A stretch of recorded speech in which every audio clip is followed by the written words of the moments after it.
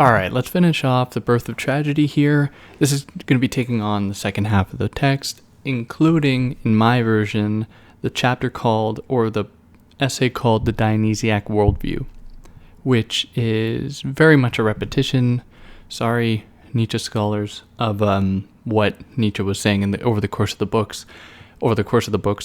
but there are some insights that I want to, some things I want to kind of take out of it.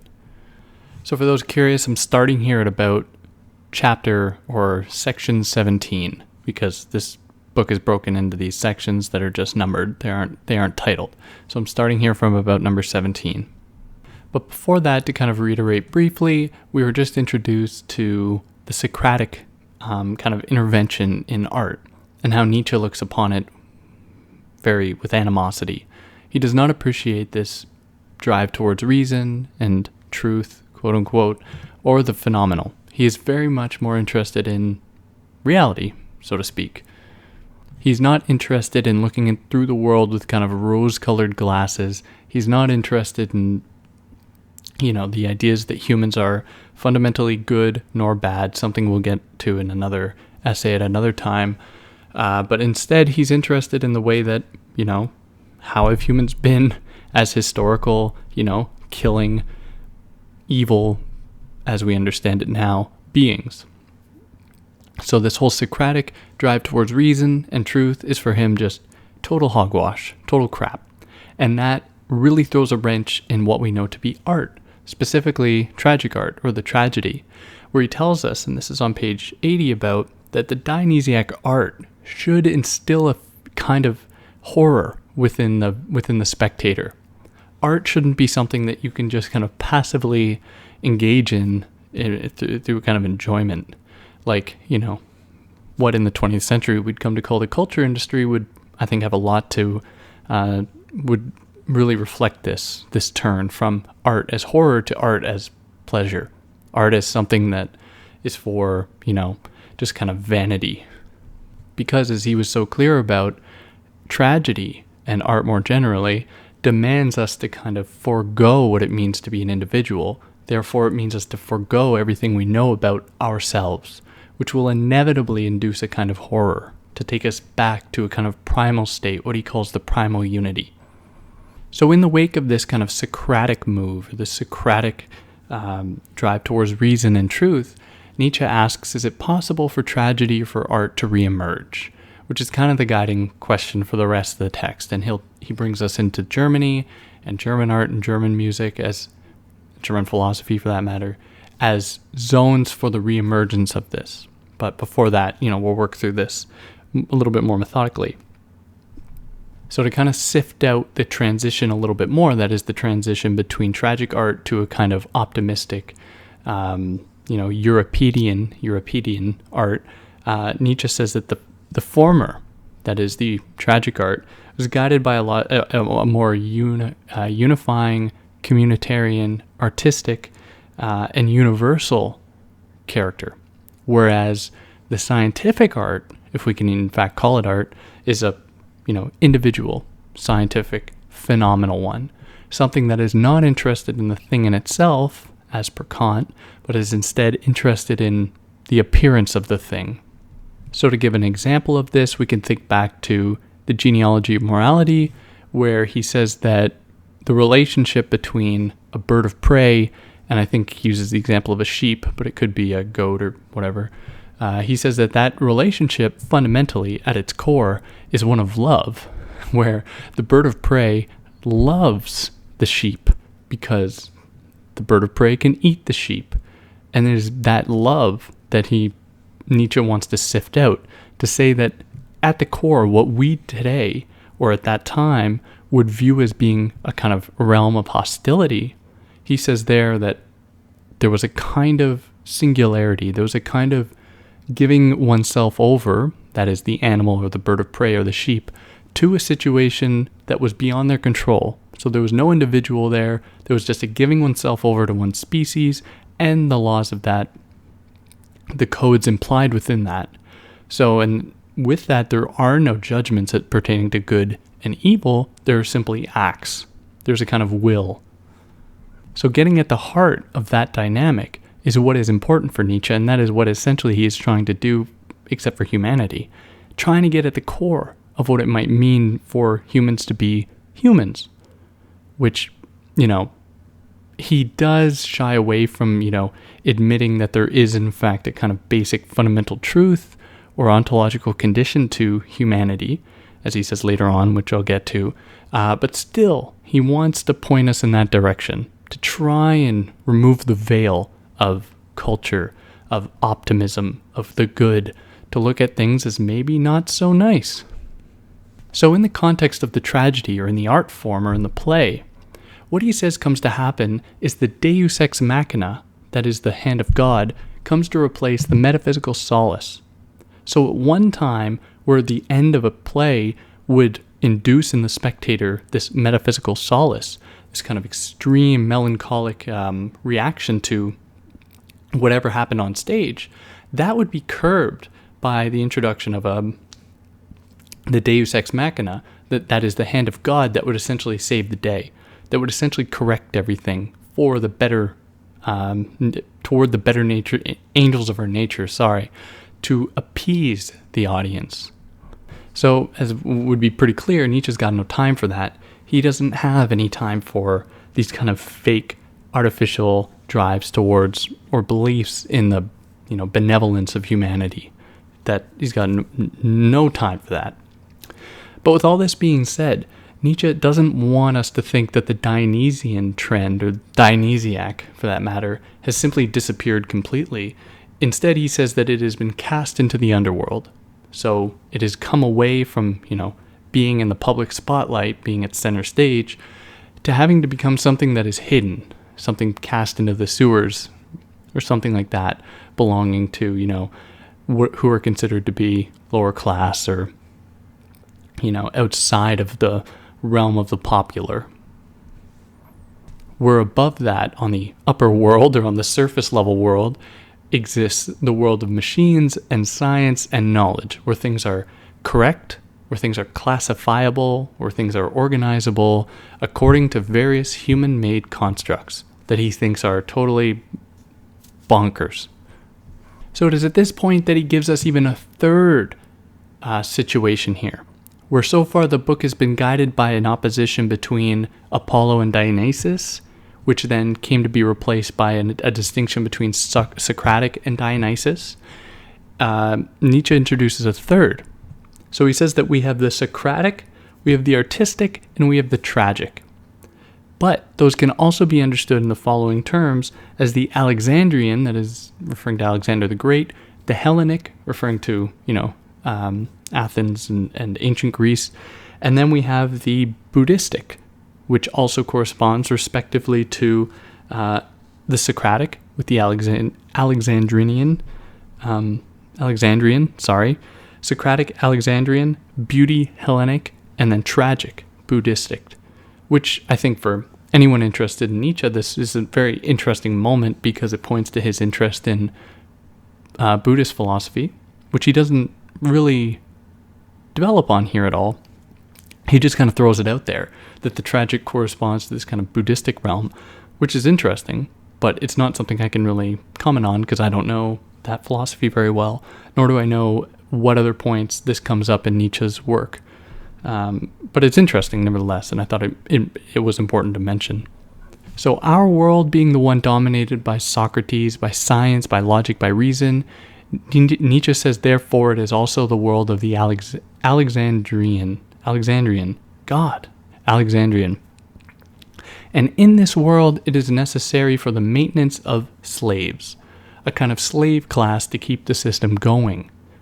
Precisely because it is a system predicated on the laws of science and logic and reason, it is inevitably an exclusionary dynamic, one that says, if you don't follow this clearly set out framework, we are going to cast you away. We are going to make you, slaves essentially.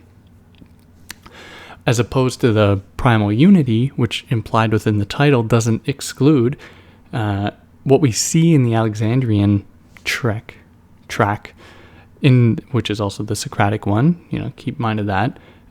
We have this formation of a kind of slave class, But Nietzsche says that this is a very interesting moment because this is also the moment that humans begin to recognize themselves as humans and begin to recognize themselves as having a kind of human dignity, or the formation of, the roots of a kind of human rights thing. So it is the system that depends upon slavery, yet it can't have slaves, lest it, reveal to itself the extent that it is, as barbaric as it once was in the past. So what happens is, and this is something that I think that he develops more in the genealogy of morality, what you see is a kind of class emerging that aren't exactly slaves in that they aren't working for someone else for, no money or any kind of compensation, but you have slaves in that you have people who say no to themselves, people who hate themselves, who can't exist in the world in any kind of meaningful way because they are stuck in the kind of classificatory system of Alexandrian, of Socratic reason, of all of that just forecloses possibility and grounds people in a kind of, immobile state of arrested development. So in the face of this total Socratic Alexandrian system, Nietzsche gives us a very funny image. He says that those people that oppose that system, those people that oppose science and logic and reason, are like dragon killers. Funny enough. And that's on page 88, for anyone who's curious. So this harkens back to another distinction that he makes between theoretical man and the artistic man, where theoretical man corresponds to the Socratic realm of science and logic and all that, and artistic man corresponding to the tragic, to the Buddhistic, to the, Dionysian. So theoretical man in this process, because science, because the Alexandrian, because the Socratic, and I'm sorry I keep repeating, the same qualificatory terms, but I just don't want anyone to get confused.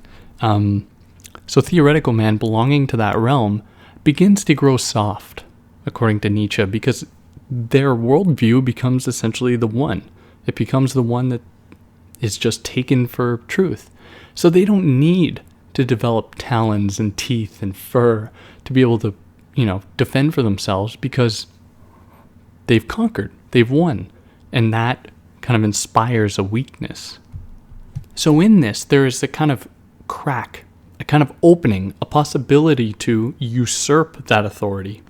And I think that we can see that today, like, all those internet charlatans claiming to be quote unquote philosophers or, any kind of logical thinking human are not that logical according to, the basic tenets of logical thought, or reasonable or knowledgeable, but are instead embracing a kind of illusory identity of that image.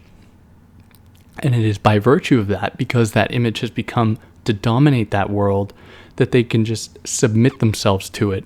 So they are not one above the pack, they are one with the horde, with the mass of, people that are just adopting this doctrine like everyone else.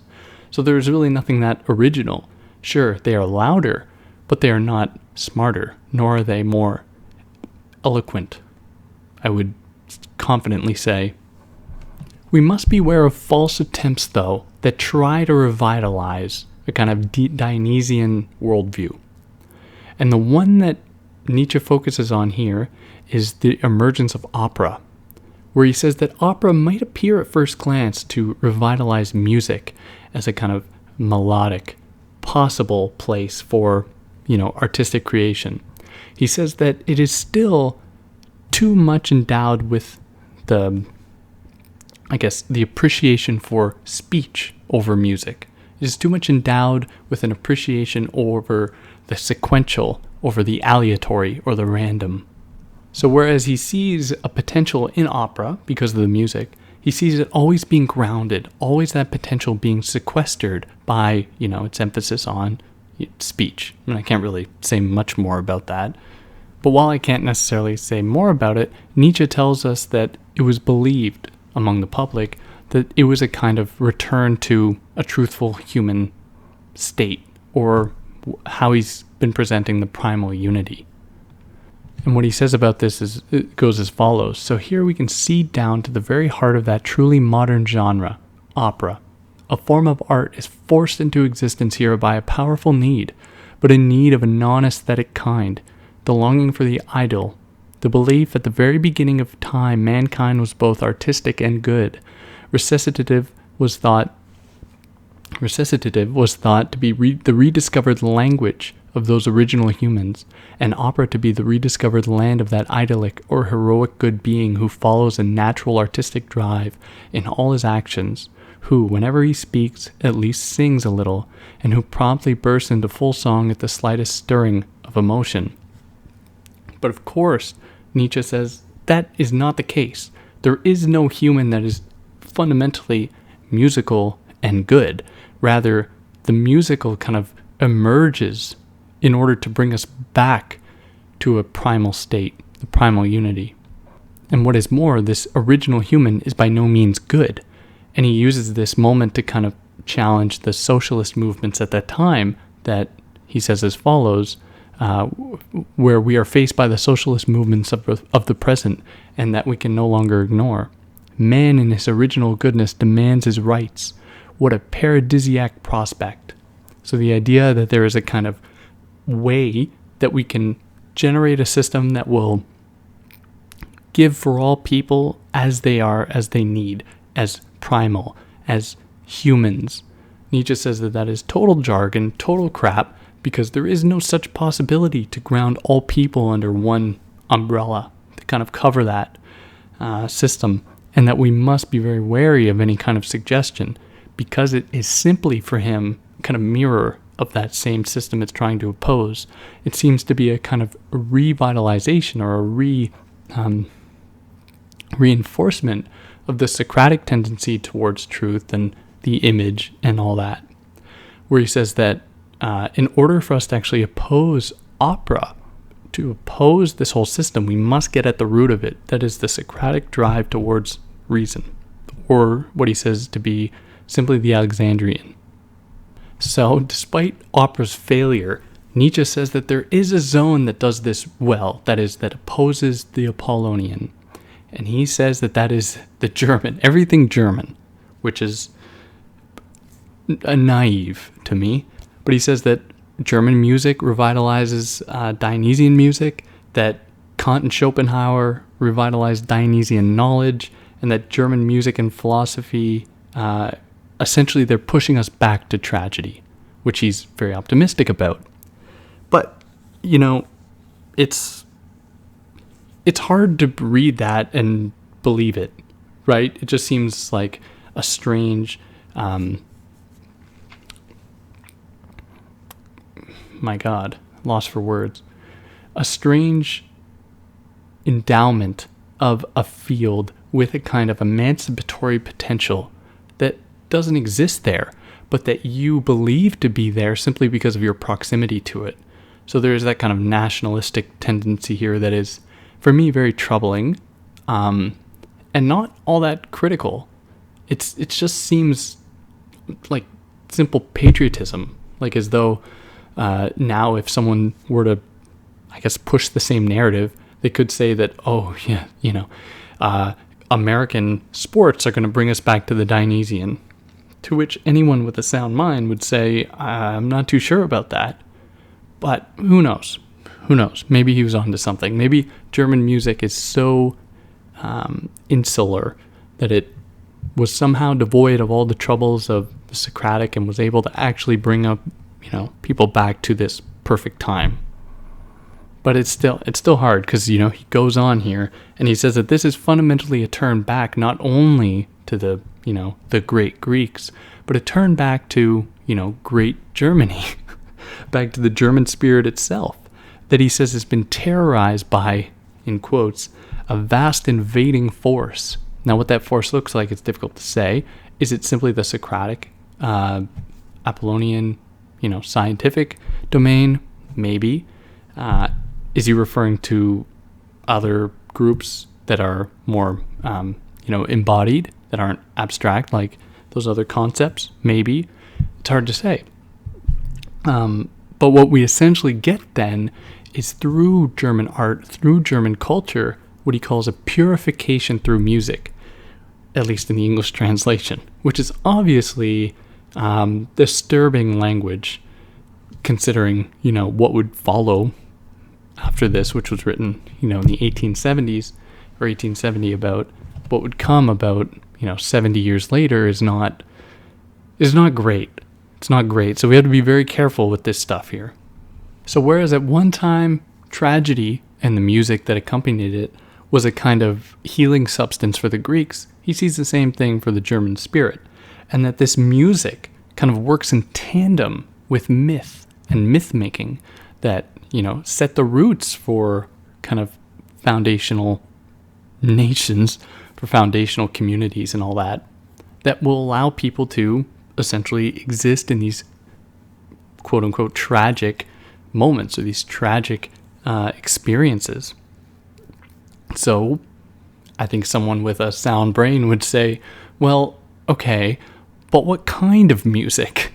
Can we say that Billie Eilish fulfills this criterion? Or is this just reserved for Bach and Beethoven? It's how do you draw the distinction there? Or how do we draw this distinction between Salieri and Mozart and Beethoven? Like, are they all doing this as well? What about Wagner? Like, how do we actually draw those lines? To which Nietzsche says,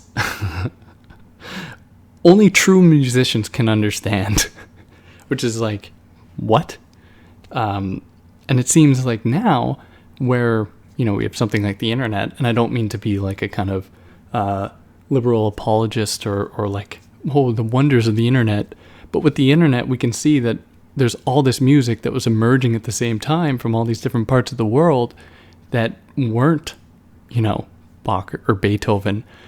And that I think would be difficult to, actually say, here are the fundamental differences between them, and this is why these musicians or these composers belong to the Dionysian trend, and these ones to the Apollonian. It just seems odd. It's just very strange to me.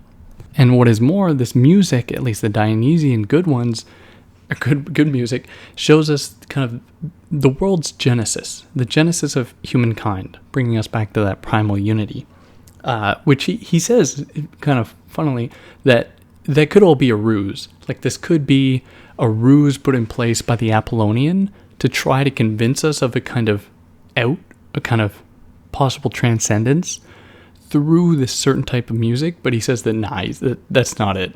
This music is actually bringing us back to it. But anyways, so what has happened to the spectator in this process, in this kind of move towards the Apollonian, in the world of the German cultural movement that he's speaking about?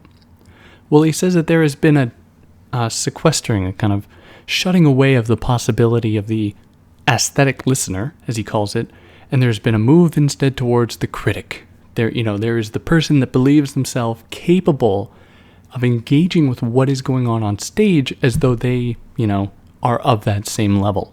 Where, of course, for Nietzsche, any kind of real art wouldn't permit that. Any kind of real art would bring you back to a point where you don't have the faculties to look at this as though you were an individual capable of evaluating it.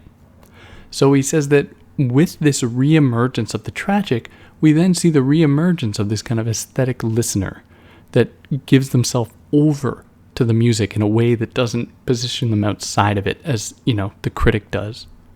So of this kind of phenomenon, he says that while the critic was seizing power in the theater and concert hall, the journalist in schools, and the press in society, art degenerated to an object of entertainment of the lowest kind. An aesthetic criticism was used to bind together a vain, distracted, selfish, and furthermore meager and unoriginal sociability, the meaning of which is supplied by Schopenhauer's parable of the hedgehogs. In consequence, there has never been a time when art was chattered about so much and valued so little. So because everything is up for criticism in that way, what we see is a refusal to kind of give oneself over to this kind of singularity, to this kind of being as, being as a thing in itself, not an appearance.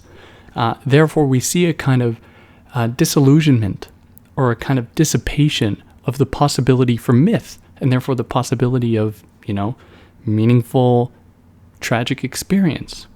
But he says something here that I appreciate. He says that he wants us to kind of dissociate that from a national character, which is, maybe a bigger ask than he thinks, because, in response to that, you say, well, it seems like myth and the culture that emerges on top of it today is, or at that time, was indistinguishable from the national character. But he says, in making German distinction from France, he says that France, the very thing which was France's great advantage for a long time, and the cause of its vast superiority, namely the identity of people and culture, should now, as we contemplate the consequences, make us thank our good fortune that this questionable culture of ours still has nothing in common with the noble core of our national character.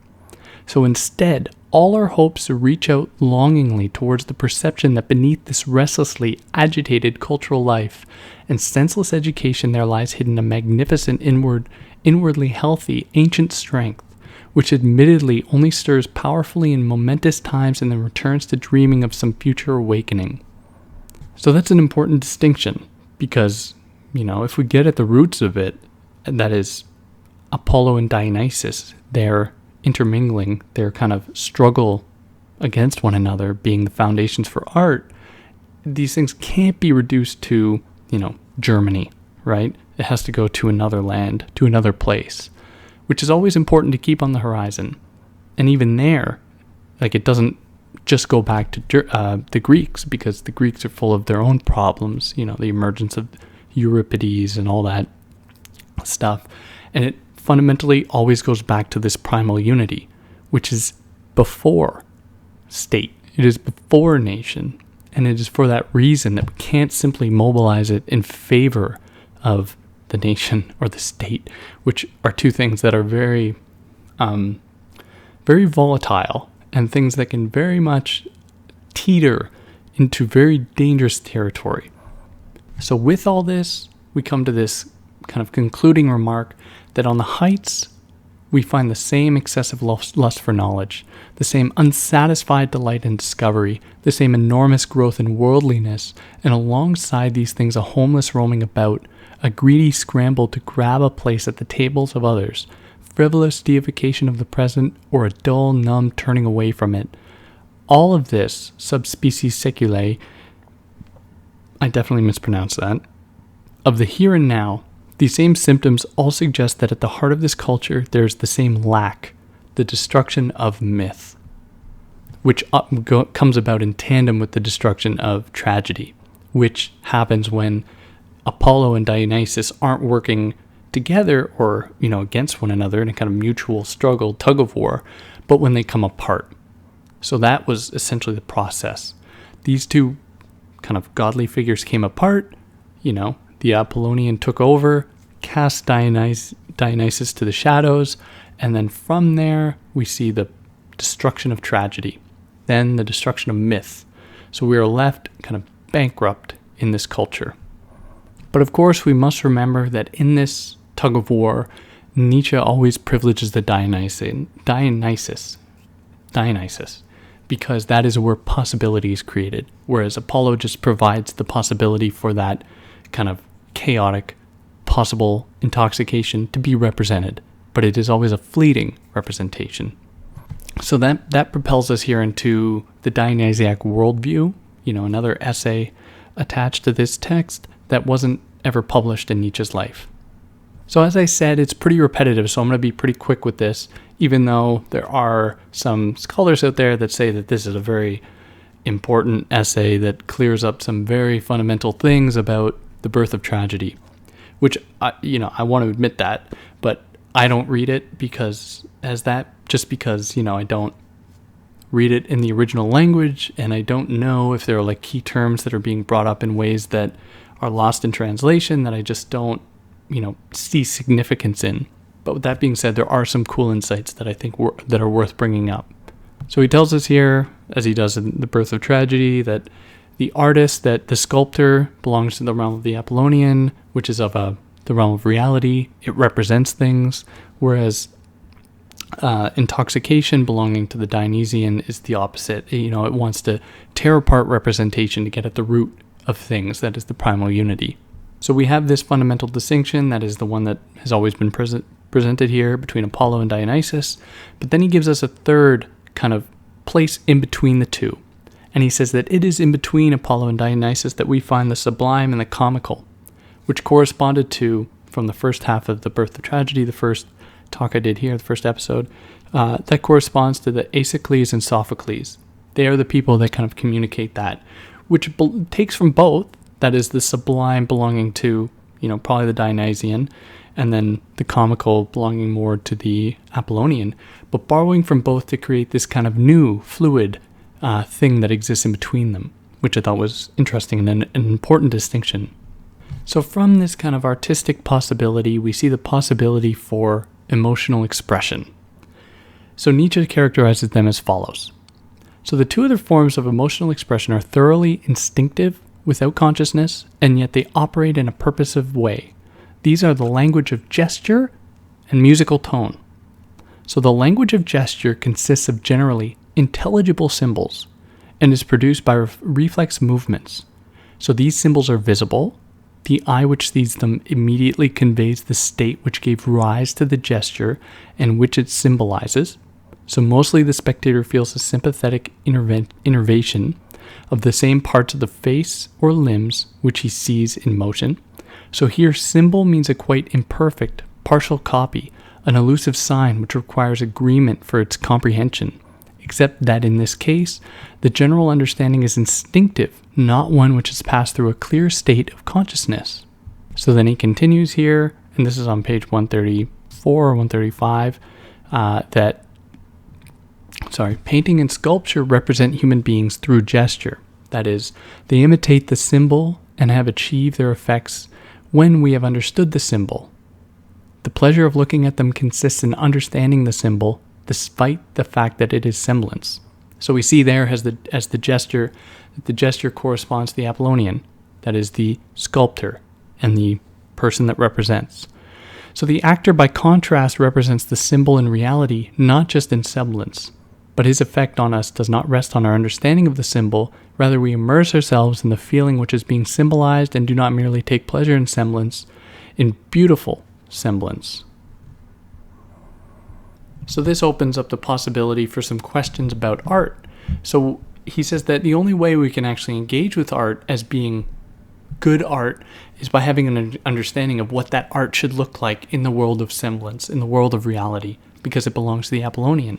So he says that a beautiful painting simply means our idea of a painting is fulfilled here. But when we call a painting good, we define our idea of a painting as one which corresponds to the essence of painting. Mostly, however, what is meant by a beautiful painting is a painting which represents something beautiful. This is how laymen judge paintings. They enjoy the beauty of the subject. This is how we are meant to enjoy the plastic arts and drama, except that it cannot be the task here to represent only beautiful things. It is enough for things to appear true. The object represented is meant to be received in as lively and sensuous a manner as possible. It is meant to have the effect of truth. The entirely opposite demand is made by the very work of beautiful semblance. So then we get here, in opposition to gesture, in opposition to semblance, we get the musical. So meditation by musical sound. So this is still on 135. To be more precise, what is symbolized by musical sound is the various modes of pleasure and displeasure, without any accompanying representation. But then Nietzsche asks a very interesting question. When does sound become music? So he says, above all, in the supreme states of pleasure and displeasure experienced by the will, as a will which rejoices or a will which is frightened to death, in short, the intoxication of feeling in the shout. And he continues, how much more powerful and immediate is a shout compared to something seen? But the gentler stirrings of the will, too, have their symbols in sound. In general, there is a sound to parallel every gesture, but its intensification to pure musical sound can only be achieved through the intoxication of feeling. Please excuse my reading errors. Christ. So then the final thing I want to bring up here is that he gives us another distinction. that is the distinction between the epic and the lyric, where he says that the former leads to the plastic arts, that is the realm of representation and semblance and drama, whereas the latter leads us to music. So the epic associated with the plastic arts, and then the lyric associated with music. So pleasure in the phenomenal world governs epic poetry. The will reveals itself in lyric poetry. So the former sets itself free of music, the latter remains bound up with it. And that's, I think, more or less the text. I didn't want to be too repetitive here with this Dionysiac worldview, but there are definitely things I didn't get to, so it's always important to read it. But I think for the most part, I was pretty faithful to Nietzsche here. But you have to read it. But if you haven't, or if you have, I hope that I was of some help. And if you have any problem